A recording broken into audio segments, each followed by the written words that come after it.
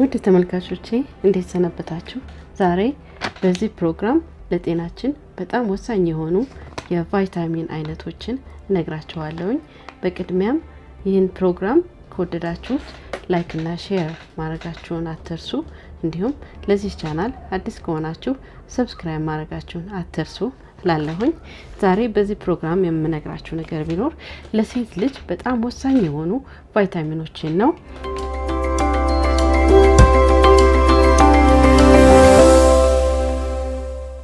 ማንኛውም የእድሜ ክልል የሚገኙ ሴቶች የተሟላ ጤናና የሰውነት ቅርጽ እንዲኖራቸው የተሟላ የአመጋገብ ስርዓትን መከተል ተገቢና ተመራጭ ነው።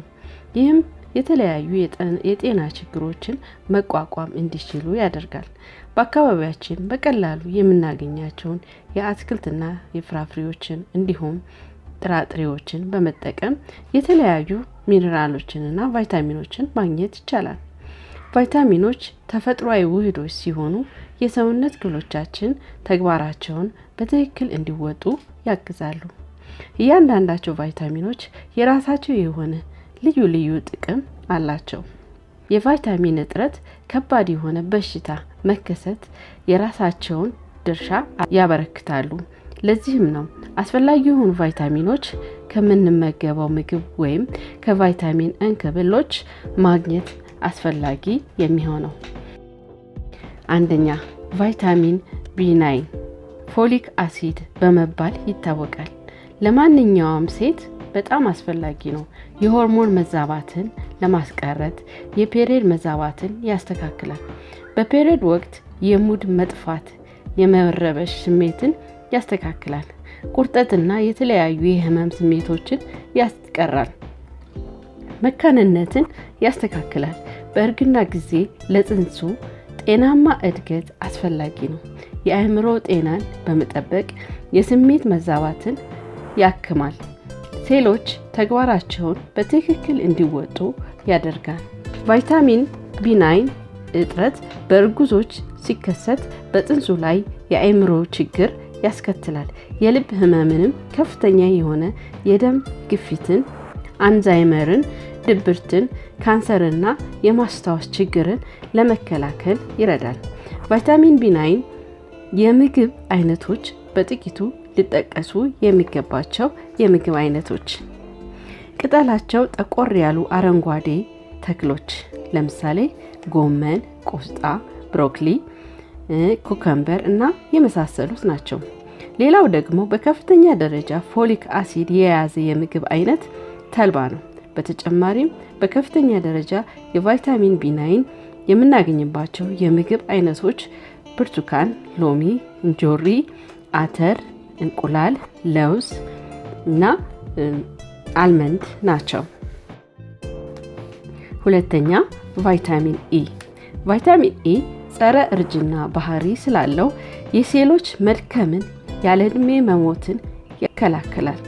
ከእድሜ ጋር ተያይዘው የሚመጡ የሰውነት ለውጦችን ማለትም የቆዳ መሸብሸብ እና ሽበትን ያለ ጊዜ እንዳይፈጠሩ ይከላከላል።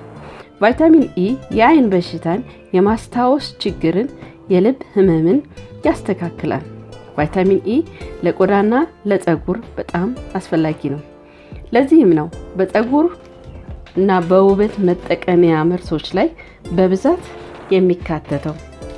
በቫይታሚን E የበለጸጉ የምግብ አይነቶች መካከል ቆስጣ፣ ብሮኮሊ፣ አቮካዶ፣ ፓፓያ፣ እንቁላልና የመሳሰሉት ይጠቀሳሉ።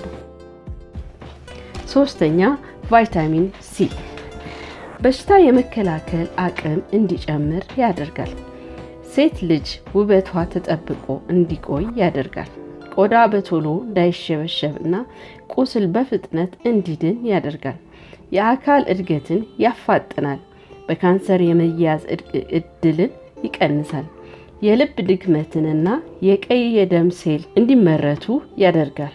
በቫይታሚን C የበለጸጉ ምግቦች መካከል ፓፓያ፣ ቃሪያ፣ በርበሬ፣ ድንች፣ ቲማቲም፣ ብርቱካን፣ ሎሚ፣ ብሮኮሊ፣ ወይን ናቸው። እዚህ ላይ መጠንቀቅ ያለብን የሎሚንና የብርቱካን ልጣጮች ቫይታሚን C በከፍተኛ ደረጃ የያዙ ስለሆነ ባንጥላቸው ጥሩ ነው። አድርቀን በማስቀመጥ ለሻይና ለኬክ እንዲሁም ለዳቦ መስሪያ እንደ ማጣፈጫ ልንጠቀምባቸው እንችላለን። ቫይታሚን ዲ አራተኛው ነው። ይሄ ቫይታሚን ዲ በፋቲ አሲድ የሚማማ ቫይታሚን ሲሆን በወር አበባ ጊዜ የሚከሰቱ የተለያዩ ህመሞችንና ችግሮችን ይቀንሳል። የአይን እይታን ያስተካክላል። የማህፀን እጢ እንዳይከሰት ይከላከላል። ካልሲየም የተባለው ሚነራል እንዲዋሃድ ያግዛል። አጥንታችን ጠንካራ እንዲሆን ካልሲየም ከፍተኛ ድርሻን ያከናውናል። ይህም የሰውነት መግበጥና መድከምን ይከላከላል። ቫይታሚን ዲ ሪህንና የተለያዩ ካንሰሮችን ያስተካክላል። የፀሐይ ብርሃን ለአጭር ጊዜ በመሞቅ ሰውነታችን የሚፈልገውን ቫይታሚን ዲ እንዲያገኝ ማድረግ አስፈላጊ ነው። በተጨማሪም አሳ፣ ወተት፣ ሙዝ፣ ጉበት፣ እንቁላል፣ አቮካዶ፣ እርድ የመሳሰሉ በበቂ ሁኔታ መመገብ አስፈላጊ ነው። አምስተኛ ቫይታሚን ቢ7። ቫይታሚን ቢ7 ለሴሎች እድገትና ለፋቲ አሲድ ስሪት በጣም አስፈላጊ ነው። ይህ ቫይታሚን ላብ አመንጪ እጢዎች፣ ጸጉር፣ ቆዳ ጤናማ እንዲሆኑ ያደርጋል። የጸጉር እድገትን ያፋጥናል። የተሰነጣጠቁ ጥፍሮችን ለማከም ይረዳል። ለአጥንት እድገትና መቅኔ አስፈላጊ ነው። የኮሌስትሮል መጠንን ያስተካክላል። እንዲሁም የተስተካከለ እንዲሆን ይረዳል። የቫይታሚን ቢ7 የመከሰት እድሉ በጣም አናሳ ቢሆንም በሚከሰትበት ጊዜ የጸጉር መሰባበር፣ ሽፍታ፣ ጤናማ ያልሆነ የልብ ስራ፣ የደም ማነስንና ድብርትን ያስከትላል። ጥሩ ከሚባሉት የቫይታሚን ቢ7 የምግብ ምርጫዎች ጥቂቶቹ ስኳር ድንች፣ አልመንድ፣ ካሮት፣ ሙዝ፣ ቢጫ ፍራፍሬዎች፣ አረንጓዴ ቅጠላማ አትክልቶች ማለትም ጎመን፣ ቆስጣ፣ ስፒናች እና ቡናማ ሩዝ፣ አኩሪ አተር እና የወተት ተዋጽኦች ማለትም አይብ፣ እርጎ የመሳሰሉት ማለት ነው። ስድስተኛ ቫይታሚን ኤ። ቫይታሚን ኤ ጸረ ኦክሲዳንት ባህሪ ሲኖረው በማንኛውም የእድሜ ክልል ላይ ለሚገኙ ሴቶች ያስፈልጋል።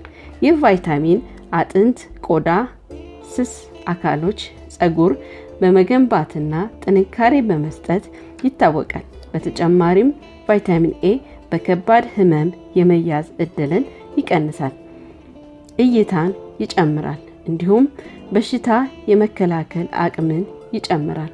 ካሮት፣ ቲማቲም፣ ብርቱካን፣ ፓፓያ፣ ስፒናች፣ እንቁላል፣ አቮካዶ፣ ዱባ፣ ጉበት፣ ወተት በቫይታሚን ኤ የበለጸጉ የምግብ አይነቶች ናቸው። ሰባተኛ ቫይታሚን ቢ2 ለጥሩ ጤንነት እንከን የሌለው እድገት እና ሰውነታችን ምግብ በአግባቡ እንዲጠቀም በጣም አስፈላጊ ነው። ኃይልና ጉልበት እንድናገኝና በሽታ የመከላከል አቅም እንዲጨምር ያደርጋል። ድንዛዜ፣ ጭንቀትና ድብርት እንዲቀንስ ያደርጋል። የቫይታሚን ቢ2 እጥረት የነርቭ ስርዓት መዛባት፣ አይንና ምላሳችን አመድማ ቀለም እንዲኖረው እና ጉሮሮና አፍ እንዲቆስል፣ ጸጉር እንዲነቃቀል፣ የሚያሳክክና የተሰነጣጠቀ ቆዳ እንዲኖር ያደርጋል። ቫይታሚን ቢ2 የበለጸጉ ምግቦች ስጋ፣ አይብ፣ እርጎ፣ ወተት፣ ቅጠላቸው አረንጓዴ የሆኑ አትክልቶችና እንቁላል፣ ጥራጥሬዎች፣ አተር፣ ባቄላ፣ አልመንድ፣ ለውዝ ናቸው። ስምንተኛ ቫይታሚን ቢ6። ቫይታሚን ቢ6 ጤናማ በሽታ የመከላከል አቅምን ለማዳበር ይጠቅማል። ሰውነታችን ሆርሞንና የአይምሮ ኬሚካሎችን እንዲያመርት በማገዝ ድብርት፣ የልብ ህመም፣ የመርሳት ችግር እንዲቀንስ ያደርጋል። የደም የስኳር መጠን የተስተካከለ እንዲሆን ያደርጋል። ነፍሰ ጡር ሴቶች በቫይታሚን ቢ6 የበለጸጉ ምግቦችን ቢመገቡ ጠዋት ጠዋት ከማቅለሽለሽና ከህመም ተገላገሉ ማለት ነው። በሰውነታችን ውስጥ የቫይታሚን B6 እጥረት የደም ማነስን ያስከትላል። ቫይታሚን B6 በውስጣቸው ያላቸው ምግቦች አቮካዶ፣ ስጋ፣ እንቁላል፣ ባቄላ፣ ለውዝ እና የደረቁ ፍራፍሬዎች ናቸው። 9ኛ ቫይታሚን B12 ቫይታሚን B12 ለሁሉም ሴቶች አስፈላጊ የሆነ ቫይታሚን ነው። ሰውነታችን ጤናማ የሴል ክፍፍልና ፕሮቲን እንዲሰራ በጣም አስፈላጊ ነው። ይህ ቫይታሚን የመርሳት ችግርንና የደም ማነስን ያስተካክላል። በተጨማሪም ድብርትን ለማከም ጤናማ የነርቭ ስርዓትና አእምሮ ተግባሩን በትክክል እንዲወጣ ያደርጋል። የቫይታሚን B12 እጥረት የሚከተሉትን ችግሮች ያስከትላል። ቶሎ መቆጣት፣ ድብርት፣ ግርታ፣ መወዛገብ፣ የምላስና የአፍ ቁስለትን ያስከትላል። ለቫይታሚን B12 ጥሩ ምንጭ የሆኑ ምግቦች መካከል እንቁላል፣ አይብ፣ ወተት፣ አሳ፣ ስጋ፣ እርጎ እና ለቁርስ የሚሆኑ ጥራጥሬዎች ማለትም እንደ አጃ ያሉ ጥራጥሬዎች ማለት ነው።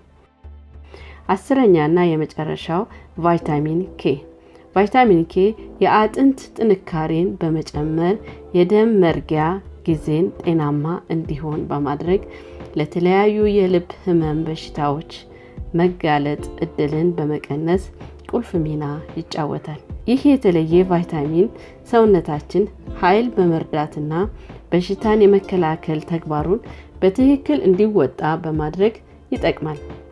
ቫይታሚን K ምንጭ የሆኑ የምግብ አይነቶች መካከል አጠቃላይ የጥራጥሬ ዘር አይነቶች፣ አረንጓዴ ቅጠል ያላቸው አትክልቶችና የአሳ ዘይትና ሶያቢን ዘይቶች ናቸው።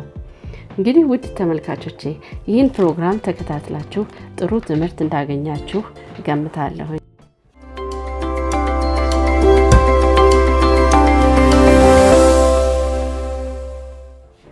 ውድ ተመልካቾቼ ስለተከታተላችሁኝ እና ለምትሰጡኝ አስተያየት በጣም አመሰግናለሁኝ።